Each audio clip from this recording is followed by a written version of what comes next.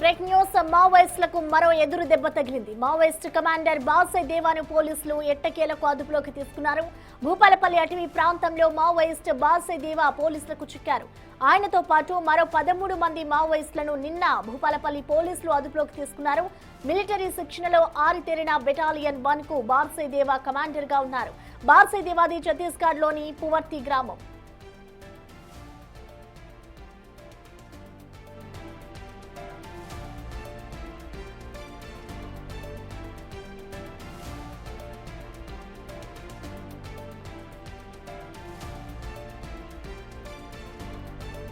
దీనిపై more details ని మా అసోసియేట్ ఇన్పుట్ ఎడిటర్ నగేష్ అందిస్తారు. నగేష్, మనం చూస్తున్నా మొత్తానికి ఇటు మావోయిస్టులకి ఇది ఒక భారీ ఎదురు దెబ్బనే చెప్పుకోవాలి. ఇటు పోలీసులు అయితే బాసే దేవాని అదుపులోకి తీసుకున్నారు కాబట్టి అతనితో పాటు ఇంకెంత మందిని అదుపులోకి తీసుకున్నారనుకోవచ్చు. డీటెయిల్స్ ఎలా ఉన్నాయి నగేష్? తెలంగాణ ఎస్ఐబి చాలా ఇంపార్టెంట్ ఇష్యూనే బ్రేక్అవుట్ చేసిందని చెప్పొచ్చు. హిడ్మా ఎన్కౌంటర్ తర్వాత బాసే దేవ ప్రస్తుతం మావోయిస్ట్ బెటాలియన్ 1 కమాండర్ కి బాధ్యతలు వహిస్తున్నాడు. హిడ్మా తను కేంద్ర కమిటీలో ఉన్న తర్వాత బార్సేకి ఆ బాధ్యతలు అప్పగించాడు. వీళ్ళిద్దరు ఊరు కూడా హిడ్మా ఊరు, బార్సే ఊరు కూడా పక్కపక్క ఊర్లు. పువర్తి గ్రామము హిడ్మాదైతే ఆ పువర్తి నుంచి నియర్ బై 7 కిలోమీటర్లు అటవీ ప్రాంతంలో బార్సా దేవ ఉండే గ్రామము ఓయుపారలో ప్రస్తుతం వాళ్ళ మదర్ ఉంది, అలాగే వాళ్ళ పిల్లలు ఉన్నారు, వాళ్ళ మిసెస్ ఉంది. కానీ ఎప్పుడో చిన్నప్పుడు వెళ్ళిన తర్వాత కనీసం వాళ్ళు ఫోటో చూపించినా కూడా వాళ్ళ పిల్లలు గుర్తుపట్టలేని పరిస్థితి. ఎందుకంటే రీసెంట్ నవంబర్ 27న మనం కూడా బిగ్ టీవీ తరఫున అక్కడికి పువర్తికి వెళ్ళాం, ఓయుపారకు కూడా వెళ్ళాం.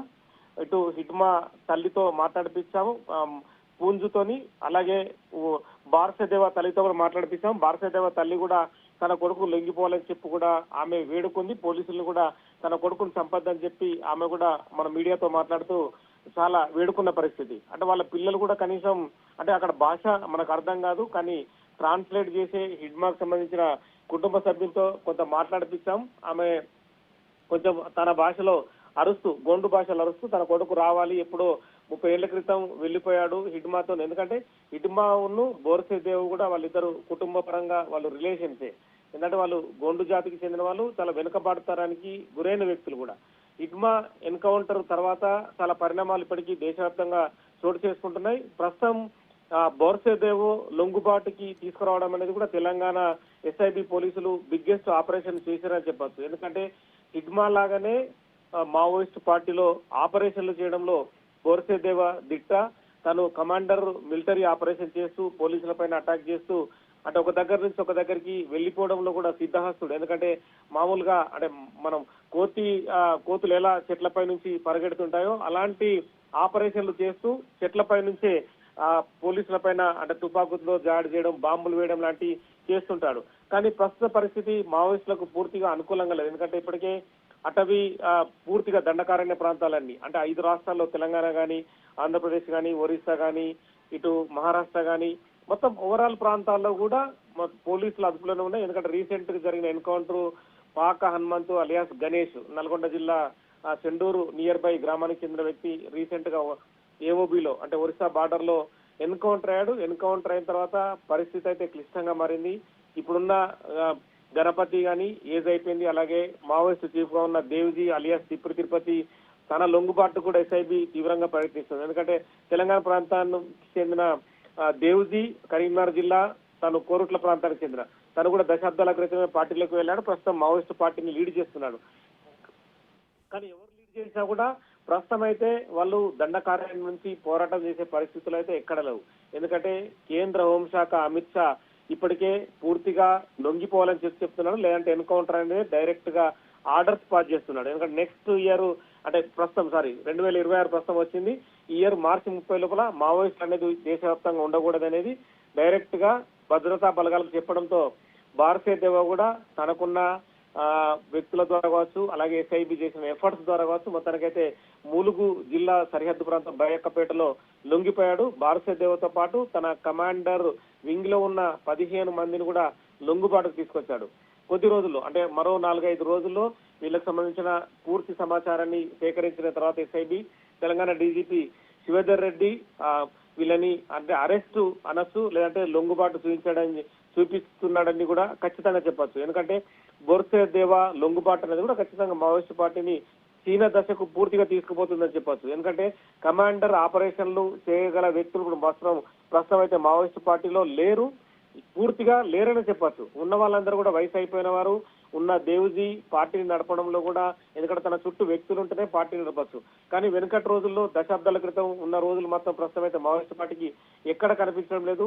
వాళ్ళు అటవీ ప్రాంతం నుంచి అంటే పేద పీడిత దళిత ప్రజల కోసం పోరాడుతున్నామని చెప్పుకొచ్చారు. కానీ ఇప్పుడున్న కమ్యూనికేషన్ కానీ, ఇప్పుడున్న డెవలప్మెంట్ కానీ, ఎందుకంటే వాళ్ళ గ్రామాల నుంచి వెళ్ళిపోయిన తర్వాత పోలీసులు కూడా అంటే కేంద్ర హోంశాఖ కూడా అంటే హిడ్మా గ్రామం కానీ, ప్రస్తుతం ఓయూపారకు అయితే ప్రస్తుతం రోడ్ లేదు. ఎందుకంటే మనం పూవర్తి నుంచి నడుచుకుంటూ 7 కిలోమీటర్ల వరకు ఓయూపారకు వెళ్ళాం. అక్కడ కూడా మధ్యలో ఒక నది ఉంది, ఆ నదిని దాటుకుంటూ వెళ్ళాం.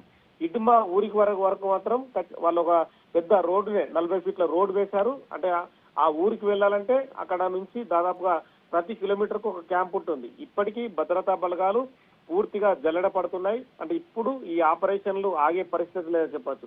ఎందుకంటే దండకారణ్యంలో ఉన్న మరి అతి కొద్ది మంది మావోయిస్టులు కూడా పూర్తిగా లొంగుబాటుకు తీసుకొచ్చే అవకాశం కనిపిస్తుంది. ఒకవేళ వాళ్ళు లొంగిపోకుండా అక్కడే ఉండి పోరాటం చేస్తామంటాం ఎన్కౌంటర్ అయ్యే పరిస్థితి కనిపిస్తుంది. ఇక 2-3 రోజుల్లో బోర్సే దేవతో పాటు తన 15 మంది బృందాన్ని కూడా తెలంగాణ పోలీసులు, డీజీపీ శ్రీధర్ రెడ్డి గాని, ఎస్ఐబి చీఫ్ ఉన్న సుమతి గాని, ఇంటెలిజెన్స్ చీఫ్ ఉన్న విజయ్ కుమార్ గాని వాళ్ళు మీడియా ఎదుట ప్రవేశపెట్టే అవకాశం కనిపిస్తుంది. తదుపరి పరిణామాలు కూడా మావోయిస్టు పార్టీకి సంబంధించిన విషయాలు కూడా బోర్సే దేవ చెప్పిన వివరాలను బట్టి కూడా డీజీపీ శ్రీధర్ రెడ్డి మీడియా ముఖంగా మరిన్ని వివరాలు వెల్లడించే అవకాశం కనిపిస్తుంది. Okay, thank you Nagesh. మొత్తానికి చూసుకోవచ్చు, ఇటు మావోయిస్టులకైతే ఇది మరో భారీ ఎదురు దెబ్బ తగిలిందని చెప్పుకోవాలి. మావోయిస్ట్ కమాండర్ బార్స్ దేవానైతే ఎట్టకేలకు పోలీసులు అదుపులోకి తీసుకున్నారు. ఇప్పటికే దేవాతో పాటు మరో 13 మందిని కూడా పోలీసులు అదుపులోకి తీసుకున్నారు. దీనిపై మరింత సమాచారాన్ని మా ప్రతినిధి వేణు అందిస్తారు. వేణు. ప్రస్తుతము బార్సే దేవ అలియాస్ దేవన్నతో పాటుగా మిగతా దళ సభ్యులంతా కూడా నిన్ననే మహాముత్తరం అటవీ ప్రాంత నుంచి ప్రత్యేక వాహనాల్లో పోలీసు బృందాలు తీసుకెళ్లినట్టు తెలుస్తుంది. అయితే మరో 2 దళ సభ్యులను తీసుకెళ్లి వీళ్ళకి సంబంధించిన ఆయుధాల డంపుకు సంబంధించి సమాచారం కోసము మళ్ళీ నిన్న నైట్ 12 గంటల తర్వాత అడవిలోకి తీసుకెళ్లి ఆ డంపు కూడా స్వాధీనం చేసుకునేందుకు పోలీసులు ప్రయత్నాలు చేస్తున్నట్టుగా తెలుస్తోంది. అయితే మొత్తంగా ఈ డంపుల సమాచారం మరోవైపు లొంగిపోవడానికి సిద్ధమైనటువంటి PLJ 1 బెటాలియన్ సంబంధించినటువంటి మిగతా సభ్యులకు సంబంధించిన ఆ లొంగుబాటు కోసం కూడా ప్రయత్నాలు చేస్తూ మొత్తంగా దాదాపు 25 మందికి పైగా సభ్యులను, అదేవిధంగా కీలక మిలిటరీ ఆపరేషన్లలో కీలకమైనటువంటి బార్సే దేవ లొంగుబాటును మరో 2-3 రోజుల్లో మీడియా ముందు ప్రవేశపెట్టే అవకాశం కనిపిస్తోంది. ఇక ఇప్పటి వరకు మావోయిస్ట్ మొత్తంగా మిగిలిన దళం లోపల నేతల లోపల కీలకమైనటువంటి వ్యక్తి, మిలిటరీ ఆపరేషన్ చేసే వ్యక్తి బార్సే దేవా కావడం, అతను హిడ్మా అనుచరుడుగా ఉండి పూవర్తి గ్రామం చెందినవాడు. ప్రస్తుతం ఇప్పుడు లొంగిపోవడానికి రావడంతో కంప్లీట్ గా ఇక మిలిటరీ ఆపరేషన్లకు సాయుధ పోరాటానికి మావోయిస్ట్ పార్టీ కంప్లీట్ గా చెక్ పెట్టినటువంటి వర్షన్ అయితే వినిపిస్తుంది. మొత్తానికి బార్సే దేవ లొంగుబాటు మావోయిస్టు మిగిలినటువంటి దళాలకు పూర్తిగా భారీ ఎదురు దెబ్బ. ఇది ఎస్ఐబికి సంబంధించి భారీ విజయం అనేటువంటి ఒక చర్చ అయితే జరుగుతుంది. ఇక బార్సే దేవతో పాటు మరికొన్ని దళాలు కూడా వస్తాయన్న సమాచారం ఉన్న నేపథ్యం లోపల పూర్తిగా 10ల సంఖ్యలో అయితే మావోయిస్ట్ దళాల లొంగుబాటును మరి 2-3 రోజుల లోపల పోలీసులు బయటపెట్టే అవకాశం అయితే ఉంది. Prasanna. Okay Venu, thank you.